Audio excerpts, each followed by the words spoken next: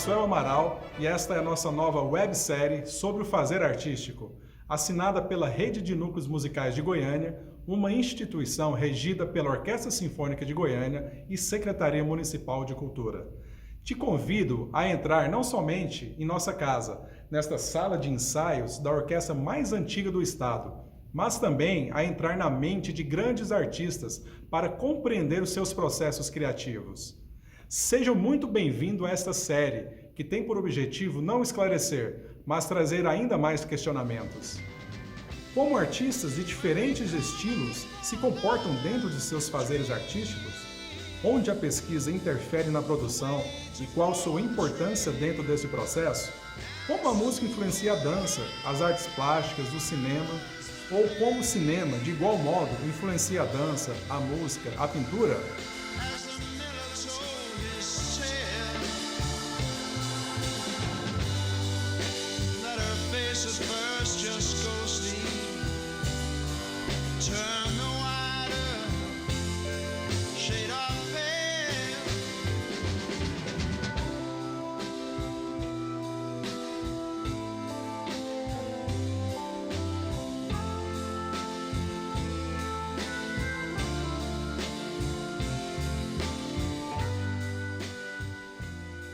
Na estreia de hoje, quem nos recebe em sua casa e também em sua mente é Ligiana Costa, cantora, compositora, musicóloga, pós-doutora em ópera barroca, apresentadora do podcast do Teatro Municipal e ministrante do curso de iniciação à ópera também do Teatro Municipal de São Paulo. Vamos entender como seu trabalho faz simbiose com as diversas áreas da arte. Como uma pesquisa acadêmica de uma ópera do século XVII pode influenciar numa composição contemporânea. Como a tecnologia na música pode nos ajudar a compreender uma ópera barroca. Hoje é a estreia de um projeto que visa defender a arte através da pesquisa, não somente no âmbito da formação acadêmica tradicional, mas como se desenvolve na mente de grandes artistas, nascendo da pura e simples curiosidade, movidos unicamente pela necessidade de existir e de fazer-se vivo em sua criação. Nesta websérie, receberemos a cada mês novos artistas, de diferentes linguagens da arte, falando sobre o seu fazer artístico.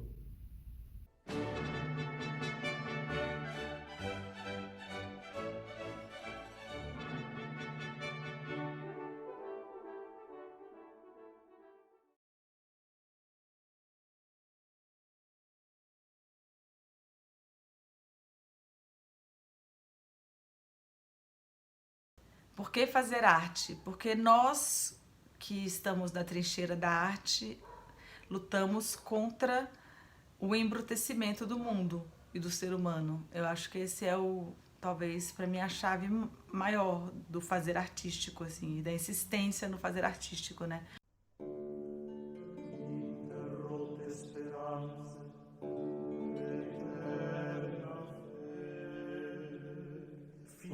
Stradi possedi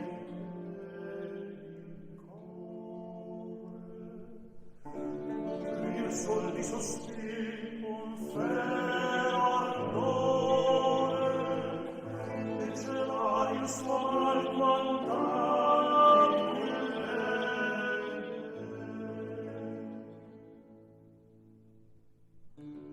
seguir divago e fuggitivo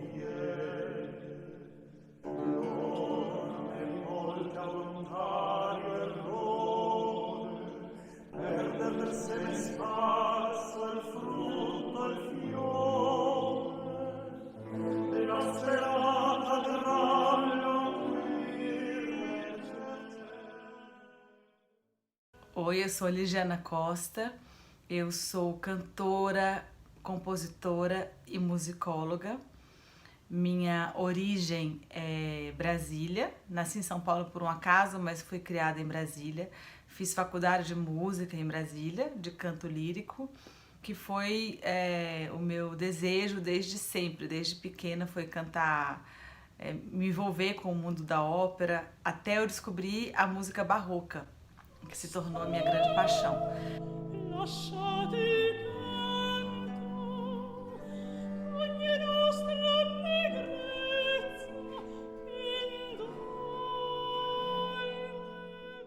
por conta dessa paixão, eu fui morar na Europa, estudei no Conservatório Real de Haia. Tive uma experiência bem traumática no Conservatório de Haia, não sei se vai ter... não tem. É bom, vou falar então. Tive uma experiência um pouco traumática, mas que sempre são experiências formadoras, né? Tive uma professora que disse que eu nunca iria ser cantora, porque meu instrumento tinha nascido quebrado. Naquele momento eu era muito nova e eu acolhi essa sentença sobre a minha vida e decidi estudar musicologia, porque eu era uma inquieta leitora, pesquisadora nata, porque inclusive quem faz música antiga já é um pouco pesquisador, né? Fui para a Itália fazer um mestrado em musicologia histórica e filologia da música medieval e renascentista, e de lá acabei indo fazer um doutorado na França, em musicologia também, ligado à ópera barroca.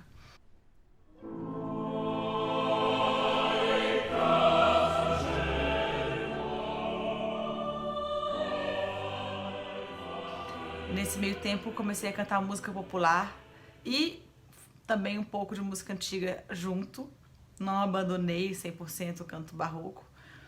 Comecei a cantar música popular. Quando cheguei em Paris, comecei a compor música popular também. Então, comecei a descobrir em mim também o gosto pela composição. E foi vivendo na França, porque eu acho que a França, naquela época, pelo menos, nesse sentido, era mais claro que as cantoras eram compositoras também. Aqui no Brasil, era menos comum uma mulher compor. Engraçado, né? Hoje em dia não, é super normal, mas na época, na França, era muito nítido, assim, se você queria ser uma cantora, você também tinha que compor.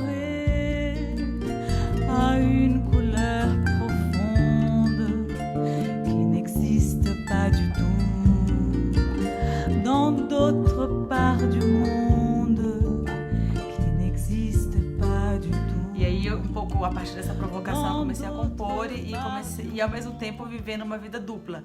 Então, de pesquisadora, fazendo doutorado, sempre em bibliotecas entre Veneza e Paris, porque meu tema era a ópera veneziana, e ao mesmo tempo cantando samba na noite, fazendo música popular brasileira e conhecendo músicos do mundo, né? Tem essa coisa linda que tem na França, que é de acolher muitos músicos de lugares muito diferentes, então você ter acesso a muitas sonoridades. E aí, nesse período, gravei meu primeiro disco. Enquanto fazia o doutorado, gravei um disco que chama De Amor e Mar.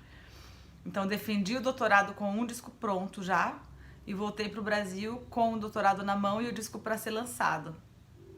Sempre com esse desafio de ser uma pessoa entre esses dois mundos, que são, a princípio, antítese um do outro, porque um é no século XVII e é ligado completamente a uma musicologia histórica, cabeçuda mesmo, né?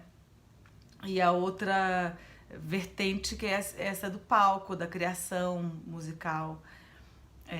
E eu tenho vivido desde então, faz 10 anos que eu voltei pro Brasil, 11 eu acho esse ano, que eu tenho vivido tentando estabelecer na minha vida, na minha prática artística, essas pontes, né? Então, de lá pra cá, eu lancei mais 2 discos solos, um disco chamado Floresta, e agora, mais recentemente, um disco chamado Eva, que é um disco inteiramente vocal, e 2 discos com o meu duo de música eletrônica, que se chama Nu, Naked Universe. And the sea needs bad sleeps without waves.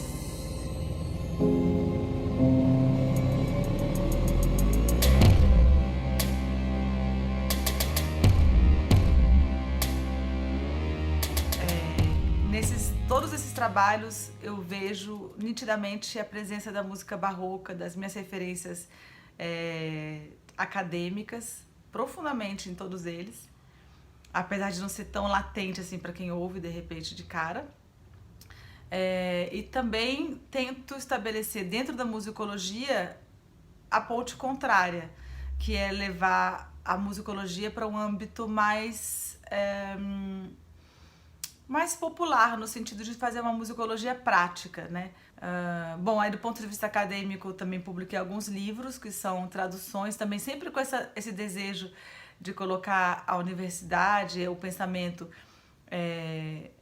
popularizar, né, essa linguagem. Então eu traduzi 2 livros muito importantes sobre, são as cartas do Cláudio Monteverde, e antes foi um livro chamado Teatro à Moda, um livrinho do século XVIII, escrito pelo Benedetto Marcello.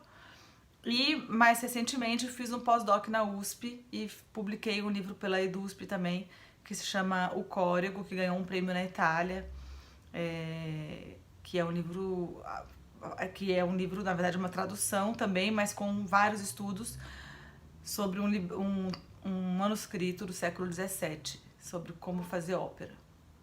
Por isso, atualmente, eu sou apresentadora do podcast do Teatro Municipal de São Paulo, um pouco nesse intuito de trazer esse pensamento acadêmico ou, enfim, de análise da música e de história para uma linguagem do dia a dia.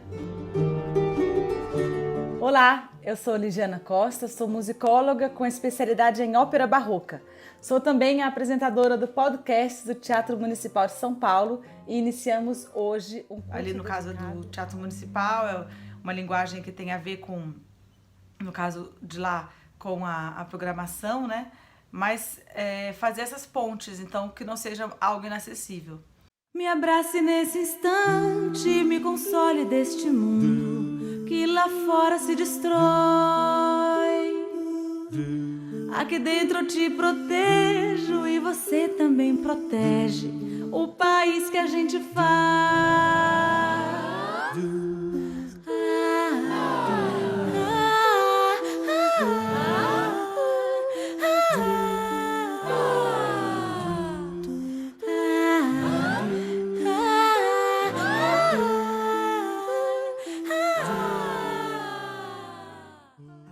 Por que fazer arte? Porque nós que estamos na trincheira da arte lutamos contra o embrutecimento do mundo e do ser humano. Eu acho que esse é talvez para mim a chave maior do fazer artístico, assim, da insistência no fazer artístico, né? Porque é na poesia, na música, no teatro, no pensamento, na literatura, é nisso tudo que reside o que há de mais belo do ser humano, que é a compaixão, o olhar para a beleza, mesmo quando essa beleza é feia, o olhar para si mesmo, o olhar para a natureza, um olhar subjetivo e não embrutecido, né, pela forma como a gente está no mundo, assim, esse mundo capitalista, que acredita que a produção, que o fazer é ligado ao dinheiro, que o estar no mundo é ligado à ideia de ter coisas, né? E eu acho que a arte, ela leva a gente para o lugar de ser coisas e não ter coisas.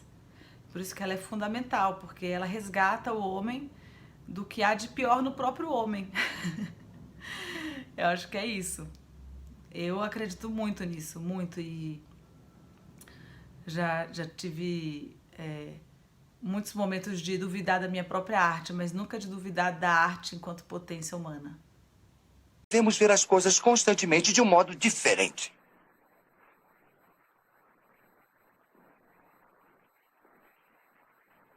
O mundo parece muito diferente aqui de cima. Se não acreditam, venham ver vocês mesmos. Venham. Venham.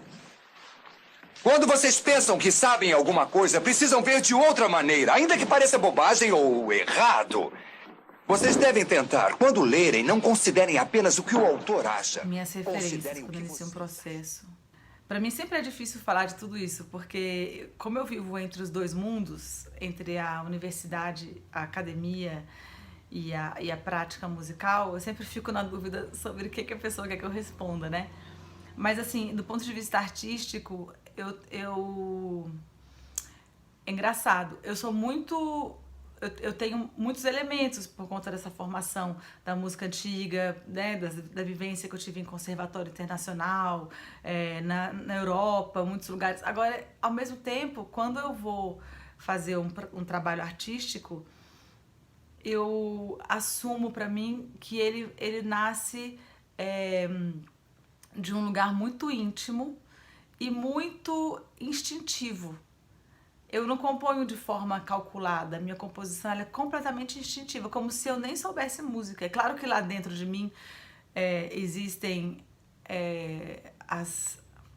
de certa forma, essas construções musicais, né, que foram construídas durante o meu estudo, meu aprendizado, mas eu acesso um lugar muito instintivo, tanto que eu componho muitas vezes caminhando na rua, me vêm ideias, me vêm coisas, eu ouço pessoas falando no ponto de ônibus e dali começam a cantar uma melodia e gravam no telefone, então é muito interessante, porque o meu fazer artístico, o meu fazer criativo, apesar de eu ser uma pessoa instruída, né, assim, do ponto de vista formal, musicalmente, e até, de certa forma, poeticamente, mas o meu fazer artístico ele é muito instintivo. E eu acho que quando ele sai de forma mais instintiva, mais bonito ele é. Porque ele é emotivo, ele fala diretamente com o coração das pessoas, né? Eu acho que é por aí. O que é a arte? O que faz dela boa ou ruim e quem decide? Próximo slide, por favor. Há 25 anos, uma pessoa achou isso brilhante. Dá pra ver. Quem? Minha mãe. Eu pintei pro aniversário dela. Próximo slide. Esta é a minha mãe. Isso é arte? É uma fotografia. Se eu dissesse que quem atirou foi Ansel Adams, faria diferença? A arte não é arte até alguém dizer que é. É arte. As pessoas certas. Quem são elas? As minhas referências enquanto artista, enquanto cantora, enquanto compositora, é a criação. Eu gosto de uma música, de um disco, de uma composição que você percebe que tem uma criação por trás. Então, eu tô muito orgulhosa, por exemplo, do meu trabalho com esse disco Eva, que é um disco que eu fiz com a produção musical do Dan Maia, que é um disco inteiramente vocal.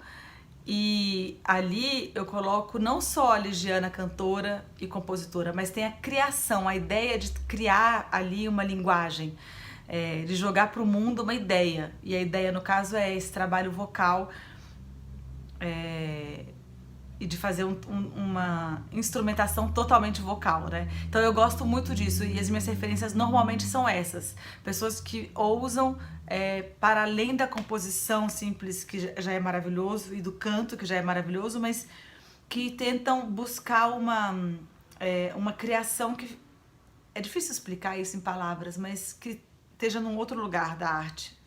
Por exemplo, a Björk é uma artista que faz assim, dessa forma, que cria desse jeito.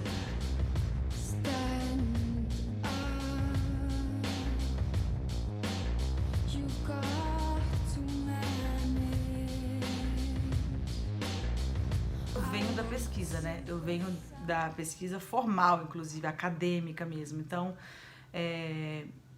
a minha forma de raciocinar, muitas vezes eu tenho que romper a pesquisa para poder criar livremente. Até o canto também, como eu venho de um canto lírico, formal, estruturado formalmente, quando eu comecei a cantar música popular, eu tive que sair bastante dessa gaiola e romper essas amarras, né, que o canto formal, o canto lírico dão pra gente. Então, eu acho que no meu caso o processo é um pouco diferente, mas eu acho muito interessante e a gente sente na arte quando aquilo tem um fundamento denso, né? Quando a pessoa tem leitura, quando a pessoa tem leitura, não só leitura de livros, mas tem uma leitura da vida. Porque você lê um bom livro e você conhecer literatura, você conhecer cinema bom, isso te dá aparato para a vida, né? Te dá aparato para a existência, mas te dá aparato para sua criação artística também, muita. Então, eu adoro ouvir artistas que têm referências, que você percebe, olha, ele citou aquilo, A nossa música brasileira ela é muito rica por isso, né? O Wisnik comenta isso, ele fala que o Brasil tem esse número absurdo de analfabetos funcionais, mas que a música brasileira traz pra gente uma coisa que é inusitada pro resto do mundo, inclusive, que é esse lugar de uma poesia super densa e super cheia de referências. E isso salva, de certa forma, o povo brasileiro, né? Então eu acho que quanto mais a pessoa tem referências, leitura, cinema, profundidade, mais a arte dela reflete, com certeza, isso. E fica mais rica, com certeza. Onde as artes se encontram na minha arte, em tudo que eu faço, na realidade, porque esse é o meu desafio pessoal. Porque por muito tempo eu negava ser cantora quando eu estava dentro da academia, eu negava ser artista quando eu negava ser musicóloga quando eu estava entre os artistas. Porque eu criei um tabu dentro de mim, que uma coisa não existia junto com a outra, uma coisa completamente preconceituosa que eu devo ter bebido de algum lugar careta. E eu tinha vergonha de falar entre os músicos que eu era também pesquisadora, que eu tinha doutorado e tudo, olha que loucura. E entre os musicólogos eu também não falava que eu fazia show, me apresentava cantando música popular, enfim. Depois de muito tempo, eu diria que faz pouco tempo até isso, sei lá, 7 anos, 5 anos pra cá, eu comecei a integrar em mim esses dois seres.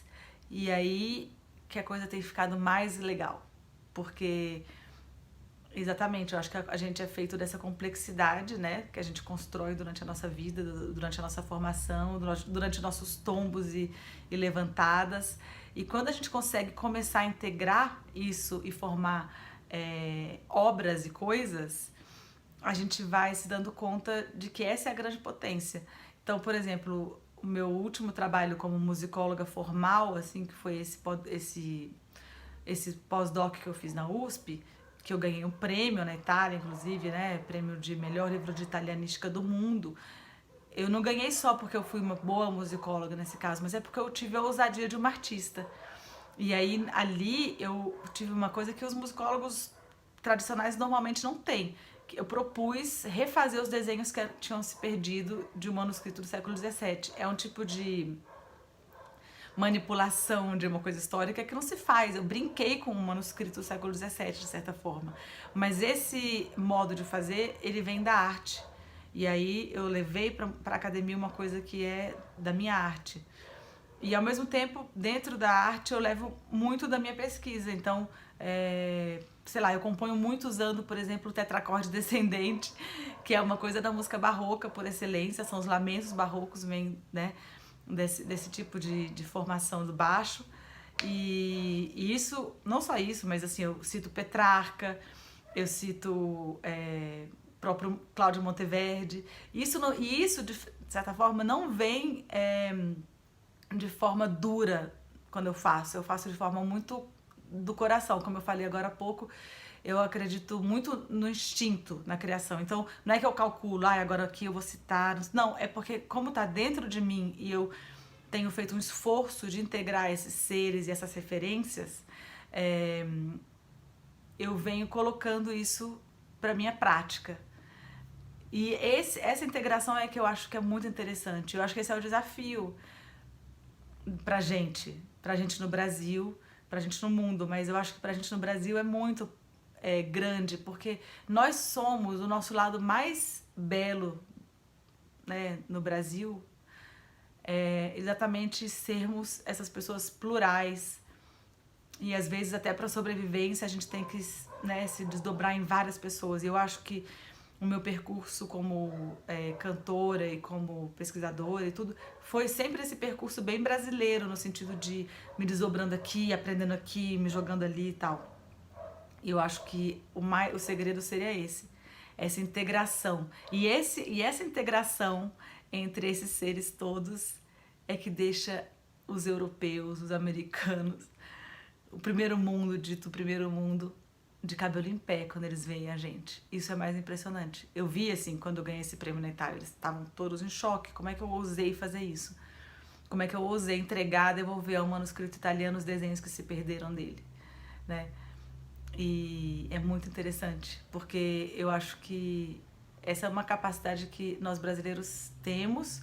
Infelizmente, nesse período, né, que a gente está vivendo, com esses representantes toscos, horrorosos, que representam exatamente todo o oposto do que é a nossa essência, a gente tem perdido um pouco a lembrança do que a gente é. Mas a gente tem que resgatar, porque é esse lugar do ser brasileiro que forma potência.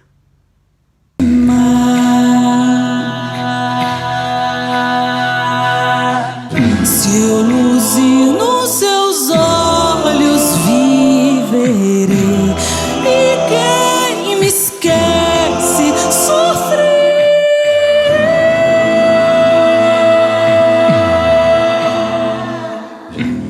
Tempo, espaço, humano, pedra e sal. Quem não te esquece sofrer.